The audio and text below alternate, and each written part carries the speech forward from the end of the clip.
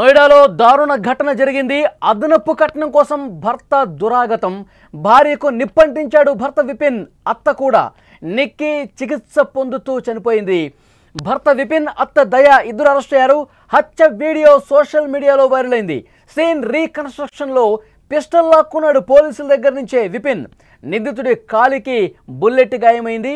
వెంటనే పోలీసులు ఆ సమయంలో రియాక్ట్ అయ్యారు. కట్నం కోసం ఎన్ని దారుణాలు చూస్తున్నా మనసు కలిచివేసేలా కొత్తవి ఇంకా జరుగుతూనే ఉన్నాయి. పెళ్ళి అనేది కొంతమంది దుర్మార్గులకి అది కేవలం డబ్బు సంపాదించుకునే మార్గంగా కనిపిస్తోంది. ఆ కట్న పిశాచాలు ఎంత కిరాతకంగా ఉంటాయంటే అదనపు కట్నం కోసం ఒక భార్యను సజీవ దహనం చేశాడు. ఉత్తరప్రదేశ్ నోయిడాలో జరిగిన ఈ దారుణమైన ఘటన ఇప్పుడు దేశవ్యాప్తంగా చర్చ జరుగుతోంది. దేశం మొత్తం ఒక సంచలనం సృష్టించినటువంటి కేసుగా మారుతోంది. ఉత్తరప్రదేశ్ నోయిడాలో ఈ అమానుషం జరిగింది. సిర్సా చౌరాహా ప్రాంతానికి చెందిన విపిన్ భాటికి బికారీ సింగ్ కుమార్తె నిక్కీతో 7 ఏళ్ల క్రితం పెళ్ళైంది. వీరికి ఒక 6 ఏళ్ల కుమారుడు కూడా ఉన్నాడు. పెళ్లి సమయంలో అడిగిన కట్నం, కారుతో పాటు బైక్ కూడా ఇచ్చారు. అయినా వారి కట్నదాహం ఏమాత్రం తీరలా. కొన్నాళ్ళ క్రితం నిక్కీ కుటుంబం మెర్సిడెస్ కారు కొన్నారు. అది చూసి విపిన్ కన్నుగుట్టింది. తనకు కూడా ఆ కారే కావాలి, లేకపోతే 36 లక్షల రూపాయలు నువ్వు ఇంటి నుంచి తీసుకురా, లేదంటే మీ డాడీ కొన్నటువంటి ఆ కొత్త కారు మెర్సిడెస్ కారు ఉందో దాన్ని తీసుకురా, లేదంటే 36 లక్షల రూపాయలు నువ్వు ఇంటి దగ్గర నుంచి తీసుకురా, లేదంటే ఇంటికి రావద్దు. ఇదే గొడవ. నిక్కీ దీనికి అసలు ఒప్పుకోలా. శారీరకంగా మానసికంగా విపిన్ని హింసించాడు నిక్కీని. అతని తల్లిదండ్రులు కూడా దయా సచివేర్ ఇద్దరూ కూడా వేధింపుల్లో భాగమై భర్త కొడుతుంటే తిడుతుంటే ఇంకా వాడిని ఆపాల్సింది పోయి, ఇది కరెక్ట్ కాదురా అని చెప్పాల్సింది పోయి, భార్యని ఎందుకు అట్లా వేధిస్తావు అని చెప్పాల్సింది పోయి, వీళ్ళిద్దరూ కూడా కొడుక్కి వంత పాడుతూ వాళ్ళతో పాటు కలిసి ఈ అమ్మాయిని దారుణంగా కొట్టేవాళ్ళు, తిట్టేవాళ్ళు, కాలుతో తన్నేవాళ్ళు, ఇష్టం వచ్చినట్టుగా చేశారు. ఈ మధ్యకాలంలో ఈ వేధింపులు ఇంకా ఎక్కువైపోయాయి. ఒకరోజు విపిన్, అతని తల్లిదండ్రులు కలిసి నిక్కీ మీద భౌతిక దాడికి పాల్పడ్డారు. నిక్కీని తన భర్త, అత్త కొడుతూ నిప్పు కూడా పెట్టారు.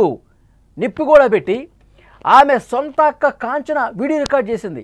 ఎంత దారుణం చూడండి. ఒకవైపు అక్కేమో వీడియో రికార్డ్ చేస్తూ ఉంటుంది, ఇక వీళ్ళ పేరెంట్స్ కలిసి ఆమెను చితకబాత్తా ఉన్నారు, కొడతా ఉన్నారు, నిప్పు పెట్టారు. ఒక్కసారి ఆ ఫోటోలు చూస్తుంటే గుండె తరుక్కుపోతుంది. నిజంగా వాడిని నమ్మి, ఆ కుటుంబాన్ని నమ్మి పెళ్లి చేసి అక్కడికి పంపిస్తే అక్కడ ఎన్ని దుర్మార్గాలు చేస్తూ ఉన్నారు, ఎంత దారుణంగా ప్రవర్తిస్తూ ఉన్నారు. తమ పిల్లలేమో ఒక రకంగా, పొరుగింటి పిల్లలైతే ఇంకొక రకంగా చూసే తల్లిదండ్రులు ఉన్నారు. ఎంత దారుణం చూడండి. కట్నం కోసం వేధింపులకు గురి చేసి వాళ్ళందరూ కూడా కలిపి ఆ అమ్మాయిని ఒంటరిని చేసి దారుణంగా కొడుతూ, ఇష్టం వచ్చినట్టుగా తిడుతూ, ఇక ఆఖరికి నిప్పు పెట్టారంట. వీళ్ళక్కేమో ఆ వీడియో రికార్డ్ చేస్తూ ఉంది. అసలు ఎక్కడన్నా జరుగుతుందా ఇది? నిక్కీ కేకలు విన్న ఇరుగు పొరుగు వారు ఆమెను వెంటనే ఆసుపత్రికి తీసుకెళ్లారు. వాళ్ళని అడ్డుకున్నారు, వెంటనే ఆసుపత్రికి తీసుకెళ్లారు. 70% వరకు ఆమె కాలిపోయిందండి. అక్కడ చికిత్స పొందుతూ ఆసుపత్రిలోనే చనిపోయింది ఆ అమ్మాయి. నిక్కీపై దాడి చేసిన వీడియో ప్రస్తుతం సోషల్ మీడియాలో వైరల్ అవుతోంది. పోలీసులు విపిన్ని, అతని తల్లి దయాని ఇద్దరిని కూడా అరెస్ట్ చేశారు. తండ్రి సచివేరు, సోదరుడు రోహిత్ ఇంకా వాళ్ళు పోలీసుల కస్టడీలో లేరు. పోలీసులు వెతుకుతూ ఉన్నారు, వాళ్ళు పారిపోయారు. వారిపై కాస్నా పోలీస్ స్టేషన్లో బిఎన్ఎస్ సెక్షన్స్ కింద కేసులు కూడా నమోదు చేసిన పరిస్థితి ఉంది. అంటే ఎంత దుర్మార్గమైనటువంటి ఘటనలు జరుగుతున్నాయి చూడండి. కట్నం కోసం ఇంత దారుణంగా ప్రవర్తిస్తారా? అదనపు కట్నం కోసం 6 ఏళ్ళైంది వాళ్ళకి పెళ్ళయి, ఇంకా కట్నం కోసం వేధింపులు చేయడం, రోజు గొడవే, రోజు కొట్టడం, తిట్టడం. అసలు ఇలాంటి ఫ్యామిలీని ఏం చేయాలి? ఇలాంటి ఫ్యామిలీకి అసలు శిక్ష వేసి జైల్లో వేయటం కాదు, ఇంకా ఏదైనా చేసేయాలి వీళ్ళని చెప్పి అక్కడున్న స్థానికులు మాట్లాడుతూ ఉన్నారు. రోజు గొడవే, ఇరుగు పొరుగు వారు చెప్తూ ఉన్నారు. రోజు గొడవే, పాపం అమ్మాయిని నరకం చూపిస్తూ ఉన్నారు. అమ్మాయిని ఇష్టం వచ్చినట్టు కాలుతో కొడతారు, ఇంట్లో ఉన్న సామాన్లు తీసి కొడతారు, ఒకసారి గోడకేసి తల కొడతా ఉంటారు. ఇంత దారుణం చేస్తారు. మేమే ఎన్నోసార్లు వాళ్ళు గొడవను ఆపాము.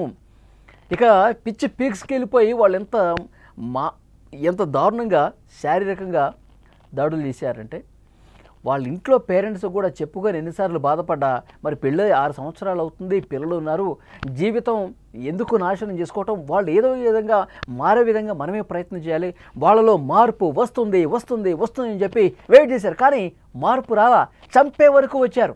అదనపు కట్నం కోసం కొన్ని సంవత్సరాలుగా వేధింపులు చేసి పాపం ఆ అమ్మాయి తల్లిదండ్రులు ఒక కారు కొనుక్కుంటే ఆ కారు నాకు కావాల్సిందే, లేదంటే 36 లక్షలు తీసుకురా నేను కొనుక్కుంటా కారు. ఎంత దారుణం చూడండి. అదనపు కట్నం కోసం ఇలాంటి వేధింపులు చేస్తారా? అమ్మాయిని దారుణంగా చంపేస్తారా? కనీసం వాళ్ళకి పిల్లలు ఉన్నారు కదా, పిల్లలు కూడా గుర్తురాలి, పిల్లకి ఆ తల్లి మిస్ అవుతుందని అని కూడా లేదు. చాలా అంటే చాలా దుర్మార్గంగా ప్రవర్తించి ఆ అమ్మాయిని చంపేశారు. సజీవ దహనం చేశారండి. ఎంత దారుణం అది. ఒక పక్క సజీవ దహనం చేస్తుంటే ఇంకో పక్క వీడియో తీస్తారా? ఆ అమ్మాయి మీద దాడులు చేయటం, పెట్రోల్ పోసి కాల్చటం, ఇదంతా చేస్తుంటే వీడియోలు చేస్తారా ఇదంతా? వెంటనే ఇరుగు పొరుగు వాళ్ళు కేకలు విన్నగానే పోలీసులు కంప్లైంట్ చేశారు, అంబులెన్స్ని పిలిపించారు. ఇరుగు పొరుగు వాళ్ళే వెంటనే వాడిని తీసుకొచ్చి అరెస్ట్ చేసిన పరిస్థితి ఉంది. అంటే సీన్ రీకన్స్ట్రక్షన్ చేస్తుంటే ఇంకొకటి జరిగిందండి. ఇది కొంచెం మనం మాట్లాడుకోవాల్సిన అవసరం ఉంది. అసలు ఏ విధంగా చేశావు, ఏంటి నీ కథ అని చెప్పి పోలీసులు వాడిని అదుపులోకి తీసుకొని అసలు ఎక్కడ జరిగింది, ఎక్కడో గొడవ పడ్డారు అని చెప్పి సీన్ రీకన్స్ట్రక్ట్ చేస్తారు కదా, ఇంటికి తీసుకొస్తారు కదా. మార్గ మధ్యలో ఏం చేశాడు తెలుసా? విపిన్ పారిపోయే ప్రయత్నం చేశాడు, పోలీసులను బెదిరించే ప్రయత్నం చేశాడు, వాళ్ళ దగ్గర ఉన్న గన్ను లాక్కునే ప్రయత్నం చేశాడు. అంటే పారిపోదాం అనుకుని వెంటనే పోలీసులు రియాక్ట్ అయ్యి గన్ను తీసుకుని వాడు పారిపోతున్న వాడి కాళ్ళ మీద కాల్చేశారు. ఒక కాలు బుల్లెట్ దిగింది, ఒక్కసారిగా కుప్పగలి కింద పడ్డాడు. వెంటనే వాడిని అదుపులోకి తీసుకొని మళ్ళీ స్టేషన్కి తీసుకెళ్తున్నటువంటి దృశ్యాలు మీరు చూస్తూ ఉన్నారు. అది చూడండి. వాడు పారిపోతుంటే కాలు మీద కాల్చి పోలీసులనే బెదిరించే ప్రయత్నం చేశాడు, పోలీసుల దగ్గర గన్ను లాక్కునే ప్రయత్నం చేశాడు.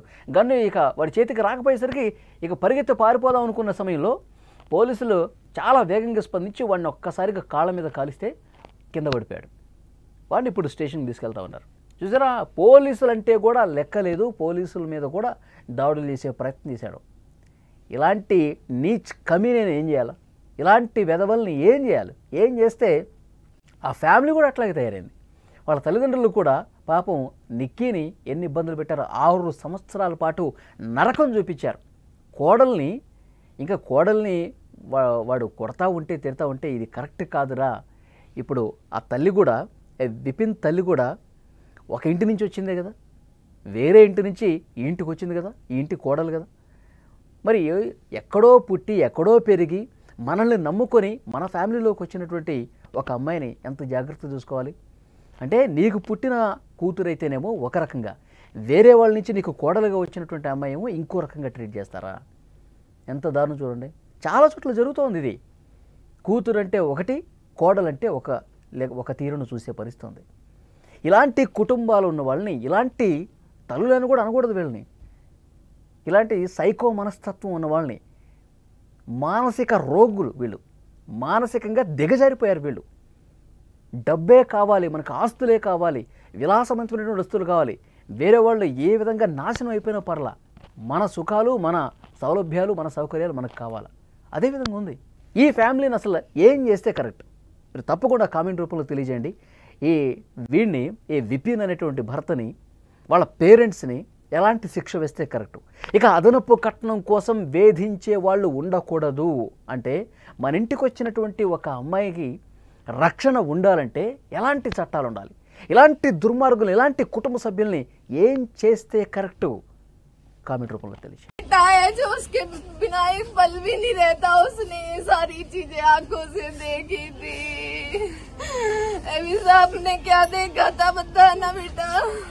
मम्मा के ऊपर पहले कुछ डाला, फिर मम्मा को चाहता मारा, फिर लाइटर से आग लगा दी थी।